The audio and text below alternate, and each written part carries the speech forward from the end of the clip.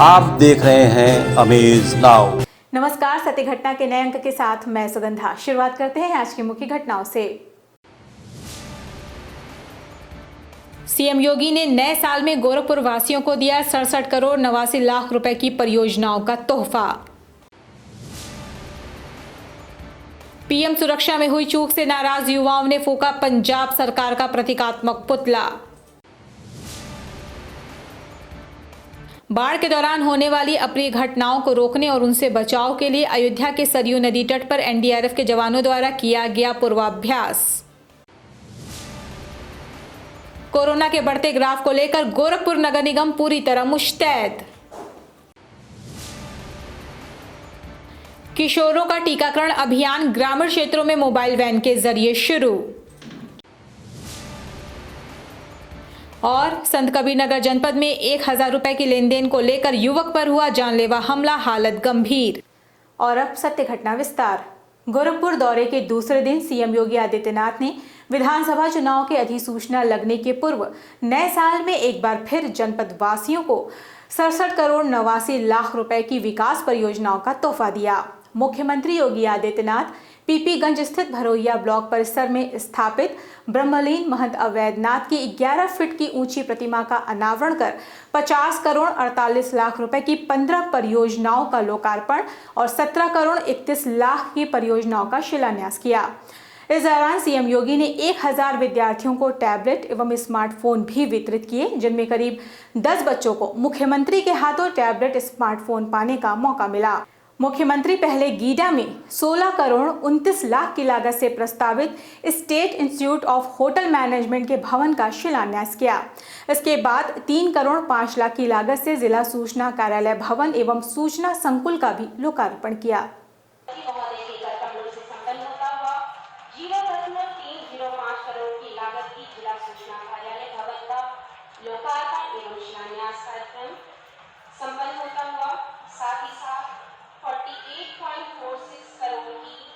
कि नए भारत का नया उत्तर प्रदेश इस दिशा में तेजी के साथ आगे बढ़ रहा है।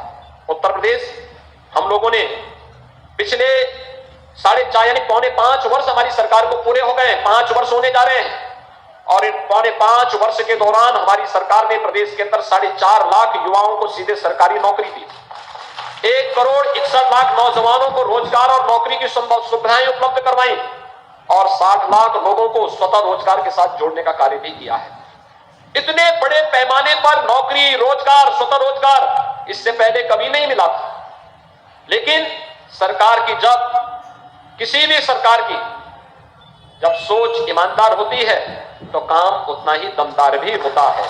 बेसिक शिक्षा विभाग में प्राथमिक शिक्षकों के रिक्त पदों पर भर्ती को लेकर आम प्रशिक्षुओं द्वारा गोरखपुर विश्वविद्यालय के पंत पार्क से एक शांति मार्च निकालकर अपनी मांगों से संबंधित ज्ञापन जिलाधिकारी को सौंपा गया।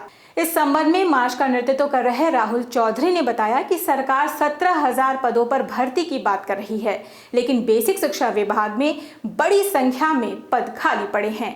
ऐसे में 17,000 पदों पर भर्ती ऊंट के मुंह में जीरे के समान है। सरकार ने 17,000 पदों पे बेसिक में शिक्षक भर्ती देने की बात कही है, जो कि बहुत कम है। जो 25 लाख बच्चे जो हैं टेट और सीटेट पास भी हैं, कुछ पास होने वाले भी हैं, उन बच्चों के लिए 17,000 की जो वैकेंसी की संख्या है वो बहुत कम है। वो इतनी कम है कि मुझे लगता है कि वो पिछली चीज़ों में ही खत्म हो जाएगी। यहाँ तक कि उसमें कुछ सीटें जो हैं वो आरक्षण में जा भी चुकी हैं।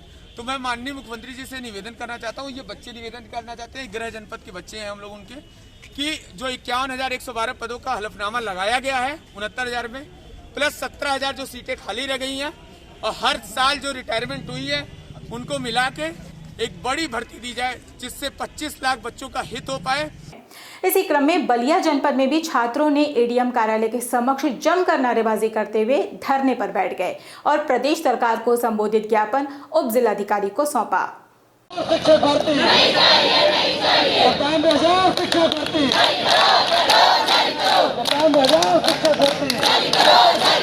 हम किसी को भी नहीं मानते।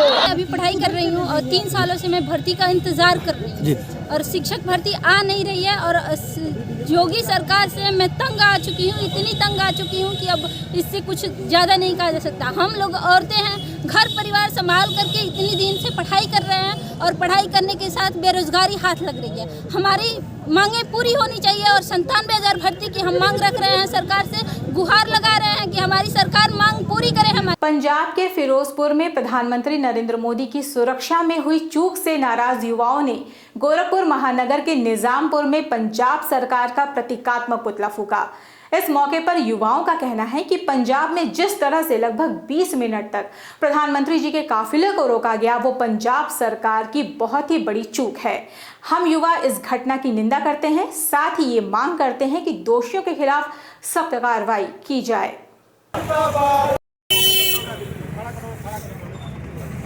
रणजीत सिंह चन्नी मुर्दाबाद, मुर्दाबाद, मुर्दाबाद। पंजाब सरकार मुर्दाबाद, मुर्दाबाद, मुर्दाबाद। रणजीत सिंह चन्नी मुर्दाबाद, मुर्दाबाद। ये जो प्रधानमंत्री जी का रोड शो रोका गया था, रोड शो नहीं उनका कार्यक्रम था वहाँ पे पंजाब में, जो उसको रोका गया था और ये वहाँ की लोकल सरकार को भी नहीं जानकारी थी, वो फ़ोन भी नहीं उठाए, इसके लिए एवज में रोका गया था। इसके लिए एवज में हम लोग ये पुतला दहन कर रहे हैं। देश एवं प्रदेश में कोरोना और ओमिक्रॉन का प्रकोप बढ़ता ही जा रहा है। ऐसे में गोरखपुर में भी कोरोना के मरीज लगातार बढ़ रहे हैं, जिसे देखते हुए नगर निगम पूरी तरह से मुस्तैद है। बढ़ते हुए कोरोना संक्रमण के मामले को लेकर नगर निगम प्रशासन एक बार फिर बड़े पैमाने पर सैनिटाइजेशन की तैयारी कर रहा है। इस संबंध में नगर आयुक्त अविनाश सिंह का कहना है कि दूसरी लहर के दौरान बड़े पैमाने पर शहर के विभिन्न इलाकों में सैनिटाइजेशन कर कोरोना की चेन तोड़ी गई थी। इस बार भी हम शहर के विभिन्न इलाकों में सैनिटाइजेशन की तैयारी कर रहे हैं। 3 शिफ्टों में, सुबह, दोपहर में और रात्रि में सैनिटाइजेशन का कार्य कराया था और जिसकी वजह से हम लोग कोरोना की चेन को ब्रेक करने में, उसके संक्रमण को फैलने से रोकने में बहुत हद तक कामयाब हुए थे। उसी प्रकार से हम लोगों ने ओमिक्रॉन से निपटने के लिए पूरी तैयारी कर रखी है। हमारे पास लगातार सैनिटाइज अभी मेरी महापौर जी से कुछ देर पहले बात भी हो रही थी कि हम लोग बहुत शीघ्र जो है एक सैनिटाइजेशन का विस्तृत अभियान अपने सभी जो हमारे निगरानी समिति के अध्यक्ष माननीय पार्षद जी लोग हैं, उनके सहयोग से, जो हमारी आशा बहू हैं, एएनएम हैं या अन्य जो हमारे विभागों के कर्मचारी हैं, उनके साथ कोऑर्डिनेशन स्थापित करते हुए पूरे शहरी क्षेत्र में ज़बरदस्त तरीके से सैनिटाइजेशन का काम कराया जाएगा। बलिया जनपद के गढ़वाल ब्लॉक स्थित रामपुर भोज गांव में पृथ्वीराज चौहान महायज्ञ का आयोजन किया गया, जहां इस महायज्ञ के दौरान कुंड बनाकर पृथ्वीराज चौहान की तस्वीर को रखकर हवन पूजन किया गया, तो वहीं यज्ञ की पूर्णाहुति के वक्त लोगों द्वारा कुंड का फेरा भी किया गया। इसके बाद जनसभा को संबोधित करते हुए जनता क्रांति पार्टी के राष्ट्रीय अध्यक्ष कमलेश चौहान ने पूर्ववर्ती सरकारों पर हमला बोलते हुए कहा कि पृथ्वीराज चौहान का इतिहास गौरवशाली इतिहास है, जिसे पूर्व की सरकारों ने दबाने का कार्य किया है। इस देश में यदि अम्बेडकर जी की पूजा हो सकती है, रविदास जी की पूजा हो सकती है, कालिदास, तुलसीदास, परशुराम, गांधी, गोडसे, सावरकर, रविदास, सुखदेव जी की पूजा हो सकती है, तो आपके पूर्वज पृथ्वीराज चौहान जी की भी पूजा होनी चाहिए। इसलिए जनता क्रांति पार्टी राष्ट्रवादी ने यह तय किया कि यदि इस देश में सारे महापुरुषों की पूजा हो रही है तो पृथ्वीराज चौहान जी की भी पूजा इस प्रदेश और देश में होगी। तो हम लोगों ने निर्णय लिया कि बलिया से लेकर के गाजियाबाद तक 108 स्थानों पे पृथ्वीराज चौहान महायज्ञ करवाएंगे। और जो प्रदेश और देश की गूंगी बारी सरकार है, जो प्रदेश और देश की गूंगी बारी सरकार है, जिनके कानों तक आपकी आवाज नहीं जा पा रही है, उसके कानों तक हम लोग साउंड बजाने का काम करेंगे। इसलिए उत्तर प्रदेश में बलिया से लेकर के गाजियाबाद तक 108 स्थानों पे यज्ञ करेंगे और पृथ्वीराज चौहान के वंशजों को एक करेंगे। समय हो चला है छोटे से ब्रेक का, शेष खबरें ब्रेक के बाद। MLC CP चंद की तरफ से गोरखपुर महानगर की जनता को नव वर्ष और मकर संक्रांति की हार्दिक शुभकामनाएं।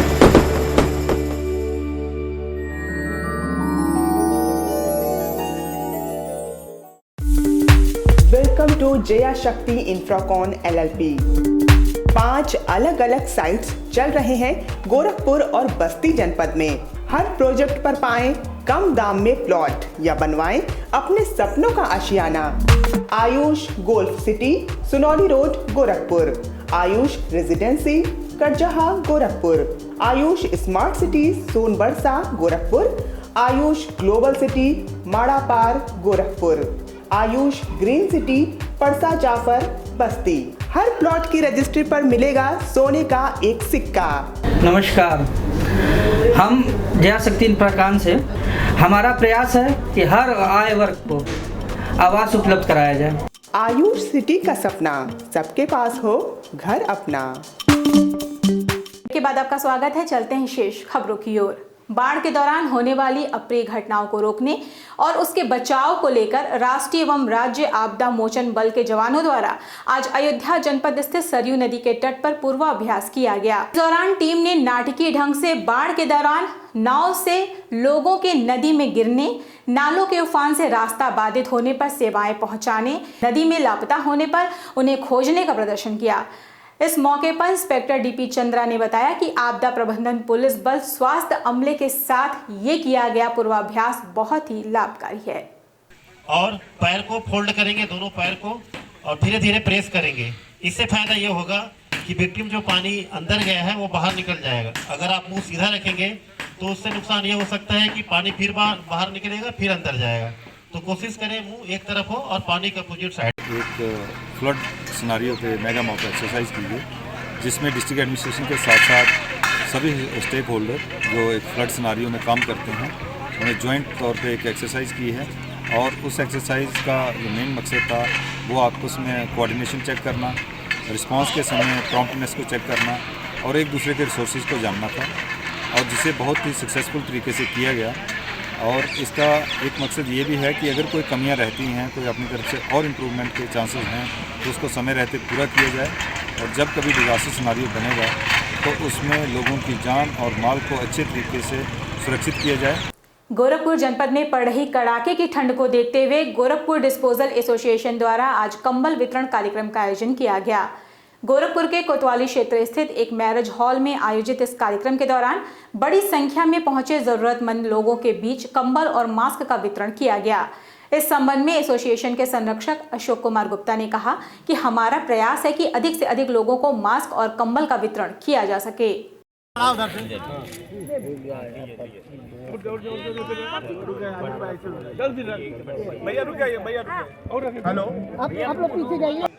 कंबल वितरण का कार्य किया जा रहा है, जो आज की आवश्यकता ठंड को देखते हुए यहाँ हमारा शब्द गरीबों के लिए नहीं है, आवश्यकता जिसको है उसके लिए है।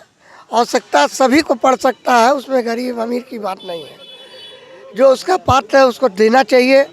और गोरखपुर डिस्पोजल एसोसिएशन के पूरी टीम को मैं बधाई अपनी तरफ से देता हूँ संरक्षक के रूप में, कि गोरखपुर डिस्पोजल एसोसिएशन हमेशा मानवतापूर्ण पुण्य सेवा कार्य व्यापार के साथ करता रहा है, और हमेशा जब भी आवश्यकता हुई है।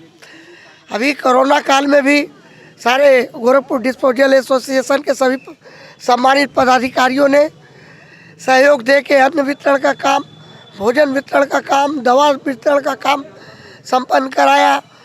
और मैं ये बताना चाहता हूँ, निश्चित रूप से ये समाज का हर वर्ग का कार्य है कि सभी की सेवा में हमेशा अपने व्यवसाय के साथ तत्पर रहना चाहिए।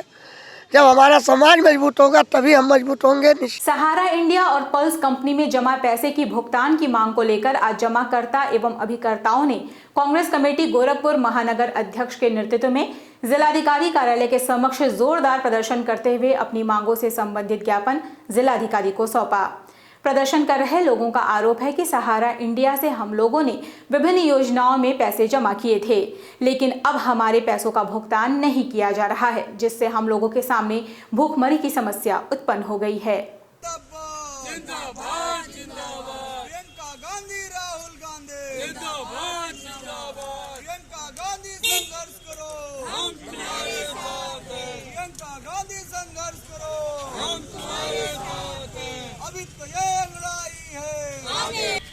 आज सहारा और पल्स इन दो कंपनियों ने आम जनता के पैसे आरडी के नाम पर, एफडी के नाम पर जमा कराए, और वह समयावधि पूरा होने के बाद भी आज वो जो उपभोक्ता थे, जो आम जनता थे, किसान थे, नौजवान थे, उन लोगों के पैसे वापस नहीं कर रही। इसके लिए तमाम जो कवायद होनी थी, जो आम जनता अपने पैसे मांगने का जब प्रयास की तो तमाम जांच बिठा करके और उनके साथ जो है न्याय नहीं हो पा रहा है।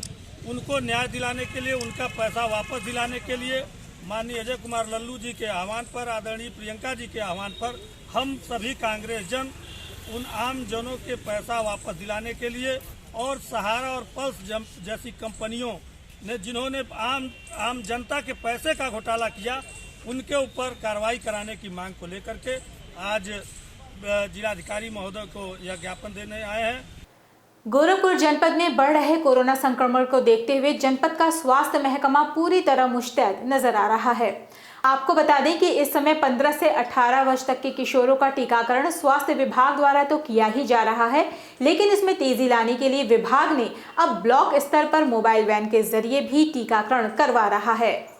कि जो तीसरी वेव, जैसा कि लग रहा है कि तीसरी वेव आ गई है और प्रतिदिन केस बढ़ रहे हैं। इस संबंध में हमारी जो तैयारी चल रही है, हम कई लेवल पर तैयारी अपना कार्य चालू कर दिए हैं। एक तो सबसे पहले अपना टेस्टिंग को हमने स्ट्रेंथन किया है। प्रतिदिन अपने लक्ष्य के हिसाब से मैं लक्ष्य पूरा कर रहा हूँ और टेस्टिंग के बाद होम आइसोलेशन में जो मरीज हैं सबके लिए कोविड किट की व्यवस्था हमारी आरआर टीम घर घर जाकर कर रही है। दूसरा, ज़्यादा से ज़्यादा वैक्सीनेशन के लिए हम प्रेरित कर रहे हैं, जनमानस से अनुरोध कर रहे हैं कि वो ज़्यादा से ज़्यादा वैक्सीनेशन कराएं। उत्तर प्रदेश राज्य विधिक सेवा प्राधिकरण लखनऊ के निर्देशानुसार आगामी 22 जनवरी को गोरखपुर दीवानी न्यायालय परिसर में विशेष लोक अदालत का आयोजन किया जाएगा। ये जानकारी देते हुए सचिव जिला विधिक सेवा प्राधिकरण देवेंद्र कुमार द्वितीय ने बताया कि वैवाहिक विवादों में पीड़ित पति और पत्नी मात्र एक प्रार्थना पत्र के आधार पर बिना मुकदमा दर्ज कराए अपने विवादों को निस्तारित करा सकते हैं। केस के वैवाहिक विवादों का निस्तारण ये 22 जनवरी 2022 को आयोजित लोक अदालत में जो विशेष लोक अदालत की जाएगी, इसमें किया जाएगा। जो उत्तर प्रदेश राज्य विधिक सेवा प्राधिकरण लखनऊ के निर्देशानुसार माननीय जनपद न्यायाधीश महोदय श्री तेज प्रताप तिवारी एवं प्रधान न्यायाधीश पारिवारिक देवेंद्र सिंह की अध्यक्षता में दिनांक 22 जनवरी 22 को दीवानी न्यायालय परिसर में आयोजित होगा विशेष लोक अदालत। माननीय जनपद न्यायाधीश के निर्देशानुसार उक्त लोक अदालत में अब बिना मुकदमा दायर किए ही वैवाहिक विवादों का निस्तारण करना संभव हो सकेगा। संत कबीरनगर जिले में बीते 5 जनवरी को मात्र 1000 रुपए के लेन देन में एक युवक द्वारा दूसरे युवक पर किए गए जानलेवा हमले में मुकदमा दर्ज न किए जाने से आक्रोशित पीड़ित पक्ष के लोगों ने एसपी कार्यालय का घेराव कर अपना आक्रोश दर्ज कराया। आपको बता दें कि खलीलाबाद कोतवाली क्षेत्र के अशरफाबाद गांव के रहने वाले सदर आलम गांव के ही ताजू नाम के युवक को 1000 रुपए किसी कार्य के लिए उधार दिया था, जिसे 5 जनवरी को मांगने पर युवक ने चाकू से सदर आलम पर हमला किया, जिससे वो गंभीर रूप से घायल हो गया था और पुलिस ने पीड़ित पक्ष द्वारा तहरीर दिए जाने के बावजूद मारपीट का केस दर्ज नहीं किया। मुझे दे दो जिसमें इनका नाम शाही हमारे लग व्हाट्सएप वो कर रहा है, मैंने बात कर लिया है। मामला यही है कि हमारे जेठ के लड़का हैं, वो जा रहे थे काम पर, उनको जो है पैसा मांगने लगे। 1000 रुपया लिए थे, पैसा मांगने लगे, वो दिए नहीं, कहे कल देंगे। उसके बाद सब लोग काम पर आ रहे थे, वो आगे आगे थे, वो पीछे पीछे थे। पीछे से वो चाकू से हमला किए। किसने मारा? साजू, उनके बाप के नाम है चौथी, उनके पुत्र हैं। उसके बाद जान से मारने के लिए उनको खतरा किए। उसके बाद चाकू वाकू लेकर उसको मारकर भागे गए, गला काट दिए। उसके बाद जो हम लोग कोतवाली हैं, कोतवाली में कोई सुनवाई नहीं है। मामला है हम आई नहीं, कप्तान साहब लगे हमरे बहन के लड़का के प्रधान चाकू मरवैले बाटे आ कौनो सुनवाई नहीं है। कहाँ किससे? हमार घर बेलघाट है, ये हमारे बहन का लड़का हमें अशरफाबाद के गोलू, अरे परमेश्वर यादव प्रधान का नाम है, अशरफाबाद। लड़का का नाम है सदर आलम उर्फ गोलू। क्या हुआ, कैसे चाकू लगा, क्या मामला? 1000 रुपया ले रहा लड़का, पैसा मांगलस, कहले बिहान देव पैसा, बिहान भर साथे अइला, राही में चाकू मार देला और मार के भाग गई। सत्य घटना में ये थी अब तक की खबरें। तेज सटीक और ताज़ी घटनाओं को जानने के लिए जुड़े रहें अमेज नाउ के फेसबुक पेज, यूट्यूब चैनल और वेब पोर्टल से। इस अंक में बस इतना ही। अगले अंक में आपसे फिर से होगी मुलाकात। तब तक के लिए हमें इजाजत दीजिए। नमस्कार।